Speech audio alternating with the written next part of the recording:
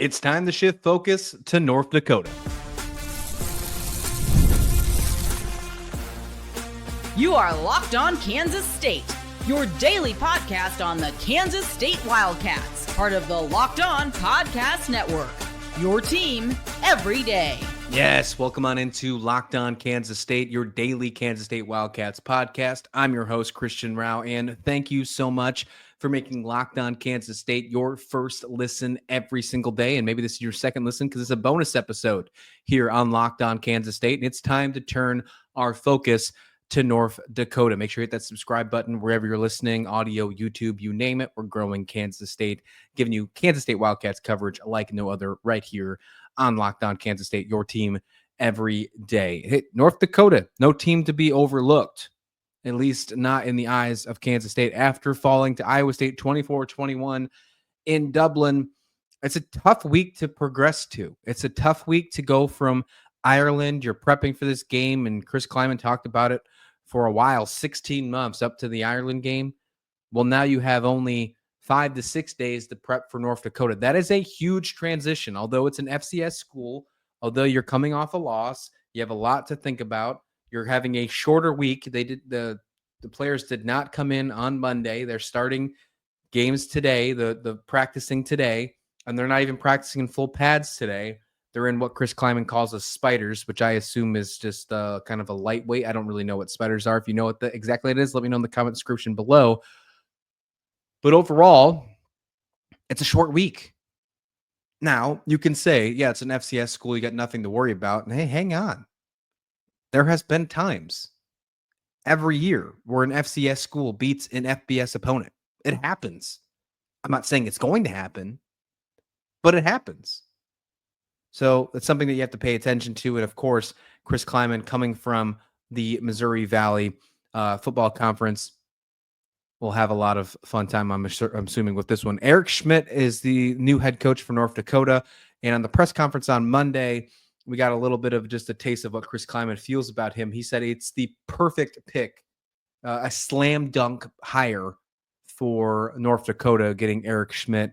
He takes over after 11 seasons of Bubba Schwerk. I probably said his name wrong, and I apologize.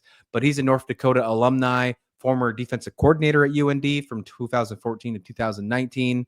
And he's got some interesting players to his roster. He's brought in, there's a pretty decent amount of returning value to his roster from last season. He's got some ties with North Dakota, the good culture there.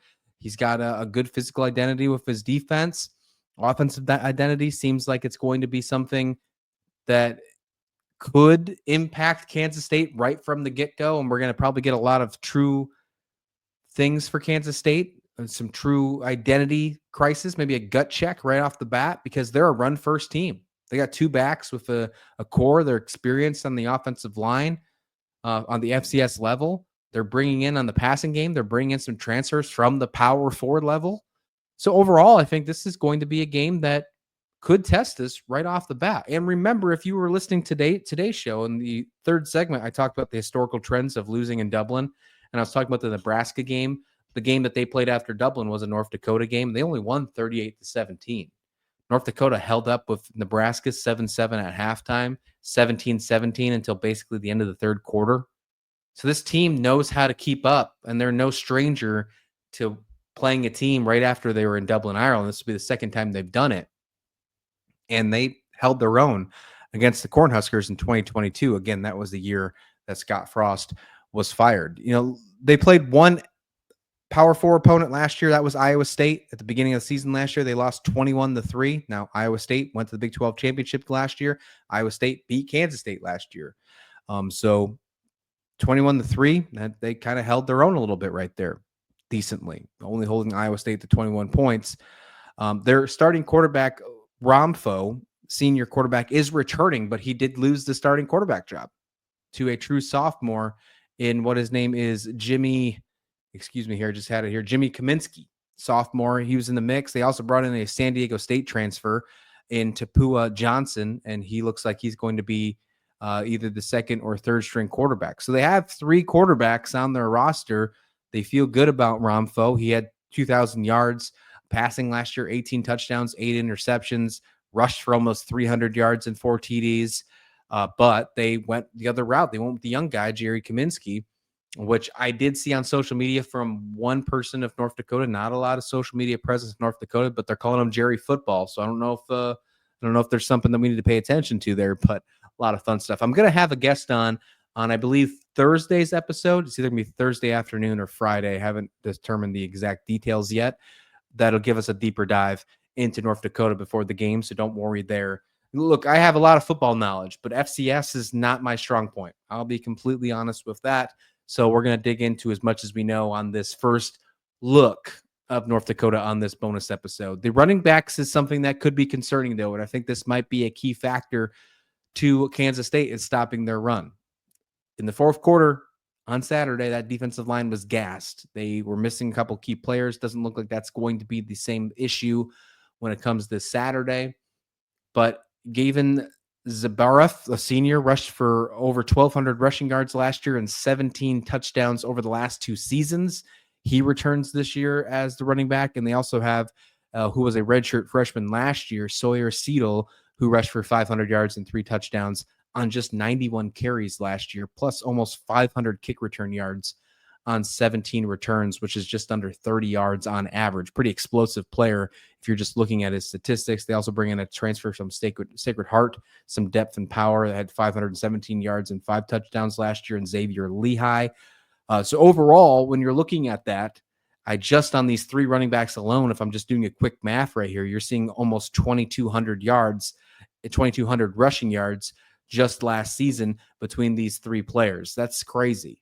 That's insane. So these guys rush the ball quite a lot. Obviously, 500 of that is coming from a transfer. So, 1,700 yards in rushing just between the 2 returners for North Dakota. You got to fit the gaps and rally if you're going to be Kansas State here. You got to. They're going to want to stay on schedule with that duo inside kind of zone run that they've seen from what I've seen. If they continue to do that with this new coaching staff. Just went back and watched a couple of recaps from their games last year. I did nothing serious on some research yet so far. And then, of course, with Sawyer Seidl, what I've seen, this kick return guy, he's explosive. He's quick. He's exclusive. It's elusive. You can't let him flip the field on returns. You can't let that happen. The special teams game wasn't the best against Iowa State on Saturday, but I think you got to make sure that doesn't happen for you at all when it comes to this weekend against North Dakota. They got to replace some production when it comes to receivers and tight ends. Bo Belquitz was an All-American. He's no longer there. But they are bringing in some transfer wide receivers in Jamal Young from Arizona State, Kristen Hawkins from Minnesota, and then also a guy from Northern Arizona named BJ Fleming.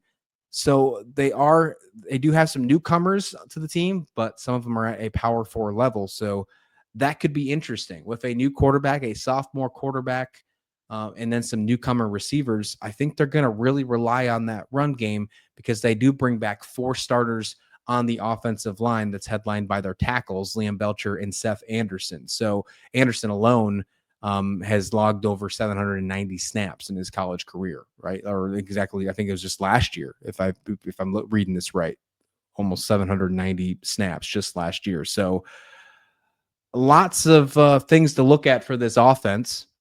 I think this is the line that you're not able to move easily, especially if your defensive line is gassed again, if depth is tested. So you're going to have to win this movement pre-snap. You're going to probably have to work on simulated pressures. But against Iowa State last week, you were getting through rushing 4. Even though sometimes you were rushing 6, you were still getting through at 4. So with this new defensive depth chart that came out where they're going with the 4-man front, I don't think we're going to see a lot of pressures. I think they're going to focus on that 4-man front.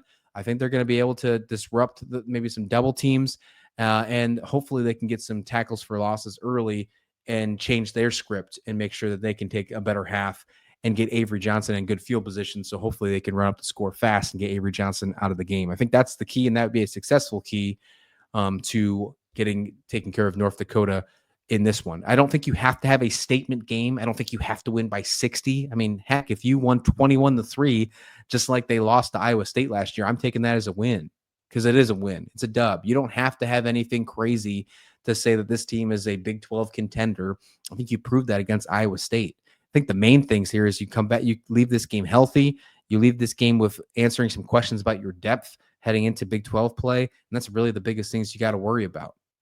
I don't care if you win 7-6 or if you win 70-7. It doesn't matter to me in the score when it's all said and done, as long as at the end of the game, you're 1-1 heading into week 3 against Army. I think that's the biggest concerns you got to worry about. And that's the biggest first look I think you got to take on this episode. Let's take to the defense, and then let's talk a little special teams as well. And then we'll talk about any other key matchups we think about this against Kansas State. We'll do that next on this bonus episode right here on Locked On Kansas State. But first, today's the day. It's FanDuel's Futures Day, August 26th, a brand new holiday for football fans who live for bold predictions, preseason hunches. For 24 hours and 24 hours only, FanDuel is giving you deals on NFL season predictions. So whether you're calling for an MVP, eyeing a long shot division winner, or ready to crown your Super Bowl champ now, go for it. Do it. Do it, champ. Do it. Check it out. Before week 1 even kicks off, this is your moment. If you think the Kansas City Chiefs are going to bring it back, if you think Patrick Mahomes is going to be MVP, or if you're feeling bold and want to put a parlay, a P8 into every single division winner, today is the perfect day to do so. So visit the FanDuel app today. Start planning your futures bets now, because Futures Day is one day and one day only. That is today. FanDuel, play your game. Getting our first look at North Dakota Fighting Hawks UND football coming into Manhattan on Saturday for a week 1 matchup, second game of the season for Kansas State after falling 24-21 against Iowa State week 0. Looking at this FCS opponent and an early look, as we mentioned earlier in the show in the press conference on Monday, Chris Kleiman said the hire of the new UND coach is a slam dunk for North Dakota. It's a big hire. He really likes this hire, Eric Schmidt. And it's going to be a fun game to watch. This is a team that is no stranger to playing a team that is just coming off of Dublin. They were this team that played Nebraska and played them pretty close, losing 38-17 with them being tied 17 all basically when the third quarter came to an end in that matchup. Looking at the defense, Malachi McNeil seems to be the heartbeat. From what I'm reading, from what I'm seeing, and from some of the highlights I've seen over the last 2 seasons, he's totaled 136 tackles, 5 sacks. He wore the captain patch last year. So it seems like Malachi McNeil in the linebacking core is, dare I say, our Austin Romaine.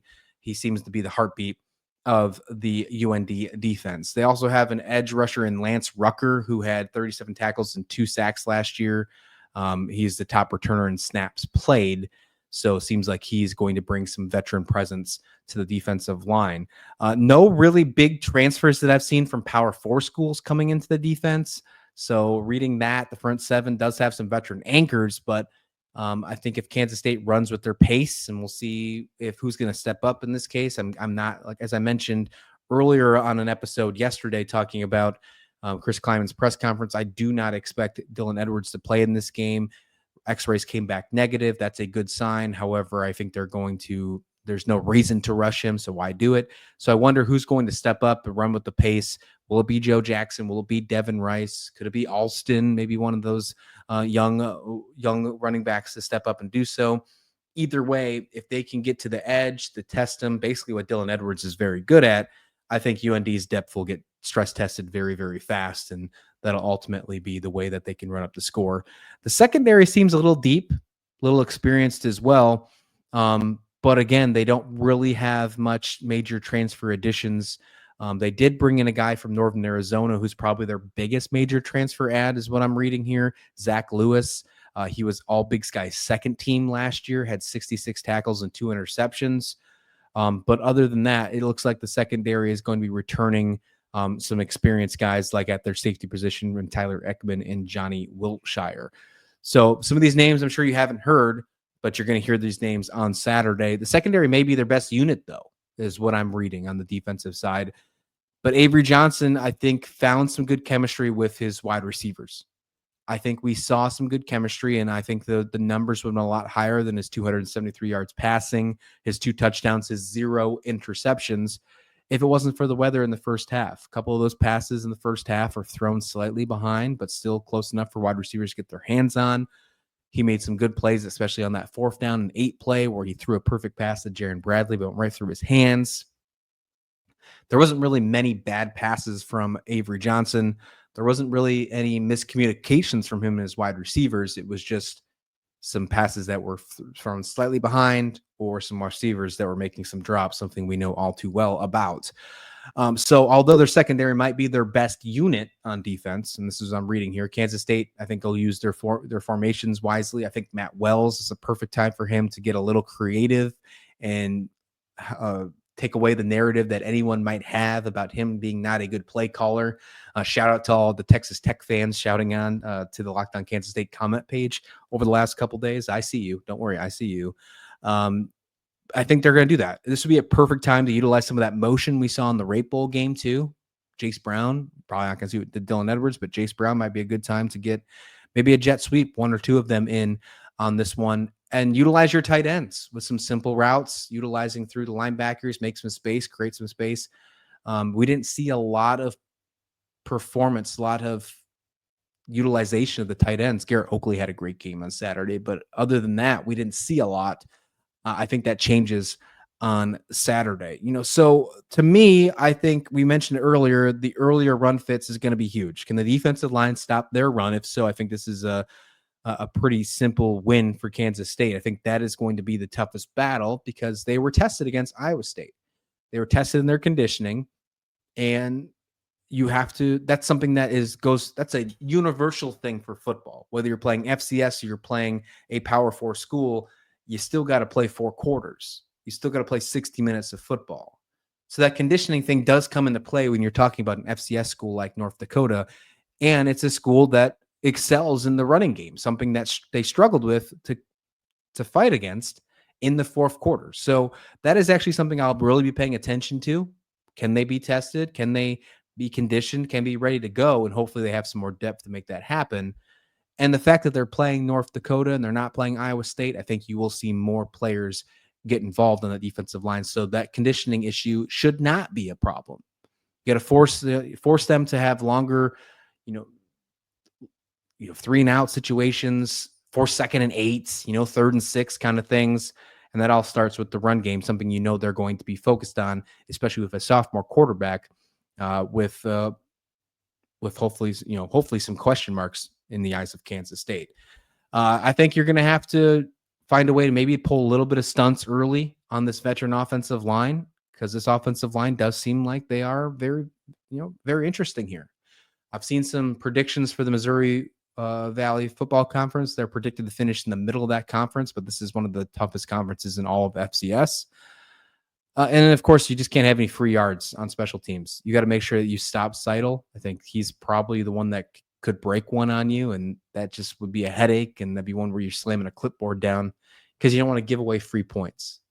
In the return game, that's an easy way to do so. If they look at these tapes and think Seidl is just too explosive for him, don't kick it to him. Just don't do it. So find a way to pin him, play the long game, and trust on your defense. Something that I think you have to find a way to build a little confidence back up anyways after that loss against Dublin. I think this is going to be a win. There's no spread as of right now for our friends at FanDuel. It usually takes a while when there's an FCS opponent, if they even put a spread on it at all. But overall, I think this will be a win. I think you got to find a way to get those keys done. The running game will be something that I pay attention to. Their running game versus our defensive line. That'll be the number one thing I pay attention to. And then, of course, how long do our starters play? And then what do we get to look at from our depth? This is the perfect time to build some stories on some of our young players. It is also a perfect time for other schools to look at and start poaching and getting rid of the transfer portal. That's just the new world of football we live in right now. And you almost want them to do great, but you don't want them to shine too much in week 1 of the season. It's a weird way we live right now in the eyes of college football. Hey, do us a favor. Check out the Locked On Podcast survey. We have a survey right now, listener survey. We want to hear from you, your thoughts on the podcast, what you like, what you don't like, advertising questions. If you fill out that survey, it'll be in the show notes below. If you're listening on audio or if you're watching on YouTube, it's in the show notes below. Click that lockedonpodcast.com/survey. And if you fill out that survey, just answer honestly, really would appreciate that. If you answer that, complete it, you'll be entered for one of 10 $100 Amazon gift cards. So chance to win free money just for letting your opinion be heard. I get to do that every day with you guys, and it's a great time every single day, twice a day, on Tuesdays and Monday through Friday, all the way through the week, right here on Locked On Kansas State. Tomorrow, we got more conversations. We got more stuff to talk about.